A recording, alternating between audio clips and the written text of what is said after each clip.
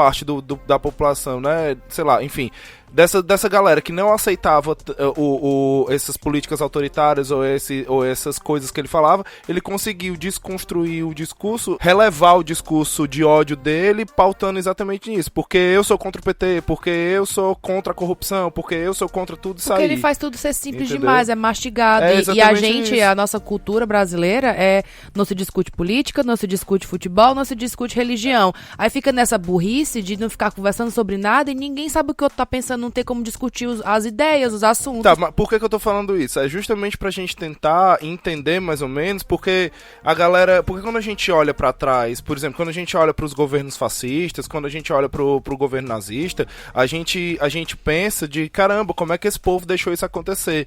Do mesmo jeito que a gente meio que tá deixando acontecer com o Bolsonaro. O Hitler, ele não era ninguém, você não via alemão saindo no meio da rua, assim, podia até ver, mas não, não sabe, era, né? Era tipo o que a gente vê hoje, esses 30%, sabe? Você não via a galera fazendo festa porque o Hitler tava lá.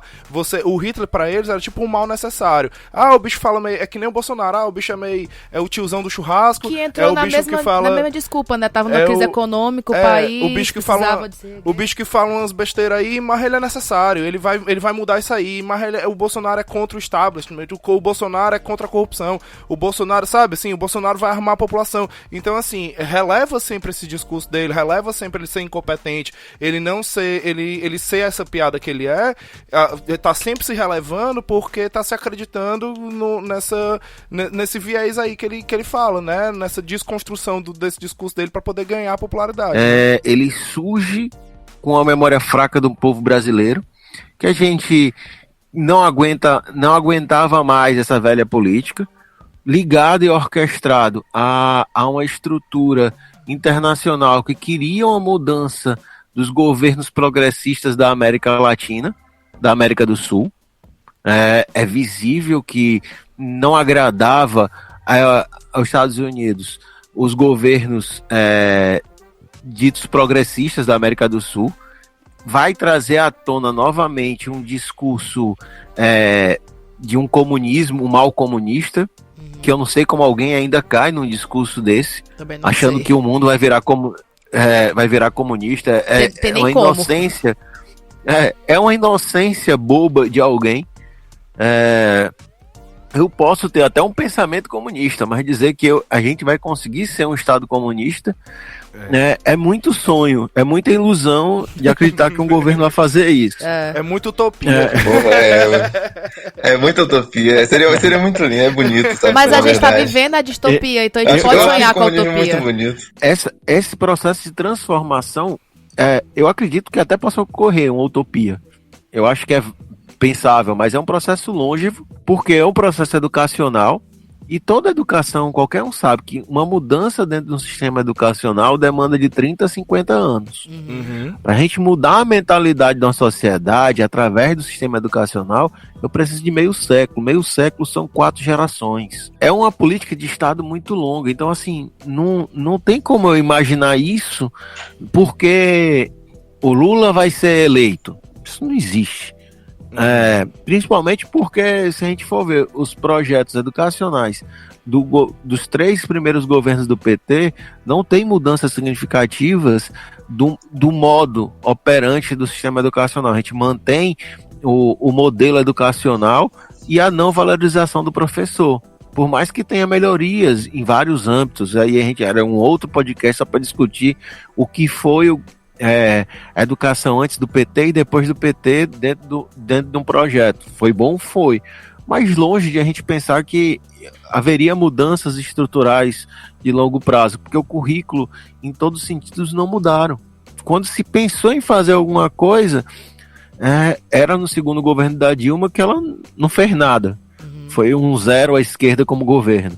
Ela só pensou em não ser derrubada e golpeada, e assim mesmo ela foi. Então, a gente vive não governo desde a segunda eleição da Dilma. E na tentativa que eu vejo de forças externas dos Estados Unidos interferindo na estrutura do nosso meio desde 2013. Se você fala começou na semana passada tem a ver com 2013, pra mim não tem nada a ver. Dali pode surgir coisas boas. De 2013, a construção era podre. A base era podre. Pode crer. E se usaram de movimentos bonitos, que era, por exemplo, o movimento Passe Livre. Sim. Sujaram a imagem daquilo ali, mas quem estuda um pouquinho as fontes sabe que o movimento Passe Livre não tem nada a ver com o que era a intenção de transformar aqueles movimentos de rua. Eu fico com medo, sabe, assim, porque pra mim algumas coisas, agora não, agora que vocês explicaram, eu já consigo ver as grandes diferenças, mas pra mim ainda estava sendo muito exatamente essa parada da proibição dos partidos ali dentro, da proibição de pensamentos mais ideológicos, e apesar de você ter um grande pensamento ideológico, essa grande bandeira, mas pra mim o meu medo maior era a gente repetir coisas como foi a morte do fotógrafo do cinegrafista da Band em 2013, que não foi por infiltrados, foi por gente da própria galera, e você vê coisas absurdas, como uma pauta que começou com o movimento que era para tentar ter um passe livre, e aí depois de um tempo você vê o dono, o filho dos barata lá, que é o dono do pessoal aí do Rio de Janeiro, do pessoal dos transportes públicos do Rio de Janeiro, atirando um coquetel molotov em frente à Assembleia, né, ao Congresso ali. Então, assim, você vê, são coisas que na minha cabeça em 2003 ficaram, como vocês mesmos falaram, não tinha como a gente ir pra um canto bom dali. A gente tava arrumando mesmo pra o que a gente tá vendo hoje. E na minha maturidade política, eu tava meio que vendo isso acontecendo, mas agora, né, estou um pouco mais elucidado, né?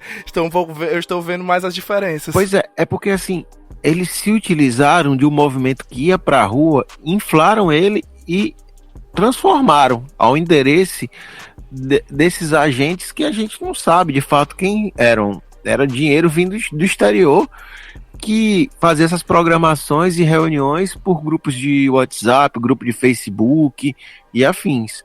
Mas quando você abre a Globo News domingo passado e vê o movimento lá no Largo do Batata, o pessoal reunido, tem um caminhão de som da CUT, era de um dos sindicatos ligado à CUT, centralizado, e ele era o caminhão de som onde todas as lideranças subiram para poder falar. Então, assim, é um movimento de trabalhadores, sim, com várias bandeiras democráticas. É isso que eu estou dizendo, assim, é muito distinto. Quando você vê as imagens e você dá um pause ali, pega a foto e sai catando bandeira a bandeira, você vê a diferença. É isso que eu tô dizendo. Por exemplo, tem um amigo meu que fotografou os movimentos de 2013 lá na BR-116 com o aeroporto, naquele caminho do aeroporto. Eu estava lá. Só que não por escolha própria. Eu tenho amigos que me mostrou várias fotos, que ele ficou lá fotografando. As bandeiras só são as bandeiras do Brasil. É verdade, isso sim. É verdade. Foi o movimento da Copa das Confederações que a galera parou, exato, antes da entrada do estádio. Tanto que a Globo quis emplacar, né, na época, de chamar de o movimento dos novos cara pintadas, né? Ah, me respeita, né? Então, o que acontece? Por exemplo, Raiza também foi pra lá, mas era um movimento que ele foi inflado por dinheiro externo, dentro dos grupos de WhatsApp, dentro daquelas reuniões, fez com que gente que não percebeu fosse, você foi.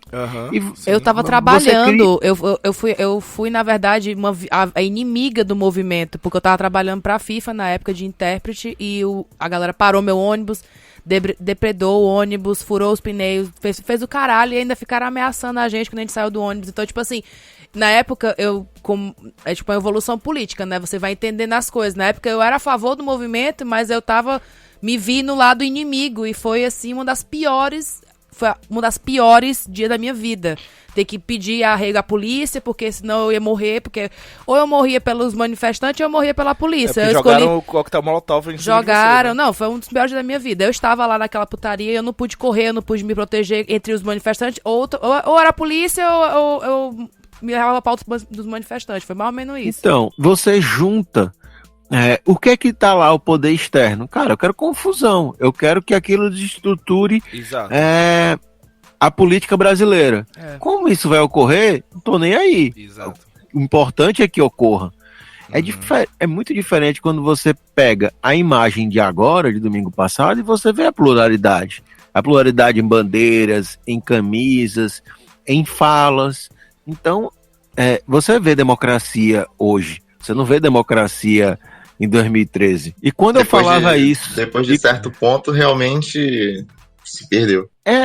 Carlos, assim, uma coisa é o movimento Passe Livre que vai à rua e rapidamente ele é incorporado, não é incorporado, ele é tomado... Ele foi tomado. Ele é tomado por essa movimentação. Tanto que o movimento Passe Livre de São Paulo, ele sai. Ele diz que não faz parte mais daquilo.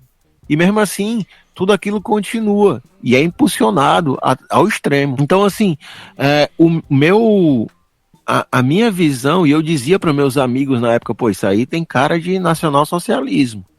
Isso vai descambar para o fascismo. Aí o pessoal, absurdo, as pessoas, são jovens... Paranoia.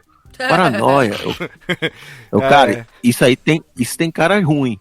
Aí eu perguntei pra Bia, que é do movimento estudantil da América Latina, eu também achava isso em 2013. Aí eu, ainda bem que em 2013 eu não era um maluco sozinho, né? Uhum. Tinha gente que percebeu isso. Eu percebi isso porque tem a questão dos símbolos que vocês mostram, por exemplo, com o Bolsonaro, bebendo um copo de leite, subindo em cima do cavalo. Tudo isso são símbolos. E símbolos, às vezes, falam bem mais do que o fato. Exato. Então, aquilo ali estava mostrando o que é que iríamos chegar. E mas chegamos. Aí eles usaram exatamente a nossa burrice política na época, eu falo por mim, de não saber o que estava acontecendo e só ir na raiva. Entendeu? Hoje, é por isso que talvez hoje tem as bandeiras ideológicas nos movimentos, porque a galera se educou, porque olha só o ponto que chegamos. Mas, Larissa, até então, eu acho que você tinha um ponto de vista inicial, né, para participar de uma manifestação dessa, que eu acho válido. Realmente, o discurso, quando já tinha mudado as manifestações na época. Uhum. E aí já estava o não vai ter Copa. Eu lembro. Sabe? Uhum. Sabe, na minha opinião, era uma causa válida, na verdade, porque não fazia realmente sentido você ver tudo que estava ali acontecendo, a quantidade de dinheiro investido, como a gente sempre teve, dinheiro investido, pessoas morrendo na fila de hospitais, pessoas que não podem, a quantidade de pessoas desempregadas e outras causas que foram, na verdade, que se tornaram motivo para o discurso de ódio do que é a suposta direita hoje aqui do Brasil, tá? Mas esse ponto inicial de que era realmente um absurdo ter Copa no Brasil, mediante a todo o que era o país, a lástima que a gente passa, essa miséria que sempre houve, a desigualdade e diferentes tipos de coisas, na minha opinião, era assim, se você não levando em consideração nem bandeira política, nem ideologia, nem nada, mas se chegassem hoje e falassem assim, o movimento é isso, não vai ter Copa, vamos pra rua, vamos avacalhar essa porra. Eu ia, sabe qual é? Ia ser válido pra mim, do mesmo jeito. Entendi. Vou fazer uma provocação. Vê só, a Copa foi gasto 52 bilhões de reais. Desses 52 bilhões, isso não foi todo o dinheiro público. Foi, foi metade disso. Vamos lá, vamos arredondar para 25 bi. Naquele ano não, em 2011, o Brasil já tinha superado a Inglaterra em PIB e nós tínhamos mais de 6 trilhões de PIB. Quer dizer, era uma parcela de menos de 0,5% do PIB que está sendo aplicado. A gente tinha um crescimento das universidades, a gente tinha um crescimento do setor médico, o surgimento das UPAs. Você vê a quantidade de transformação social, o poder de consumo do brasileiro na época era muito grande. Então, assim, faltava mais a gente querer entender que tudo aquilo não estava sendo tão ruim, mas estava sendo mal empregado e estava sendo roubado. Eu acho que e aí é que entra a questão. Aí o motivo da revolução, né? Que a galera foi pra Exato, porque a pessoa que é diretamente Porque, sabe, eu entendo tudo mas que aí você fala, tá, Rodrigo? Mas aí a culpa não é da Copa. Não, exato, mas a questão aí que a gente está falando é que aonde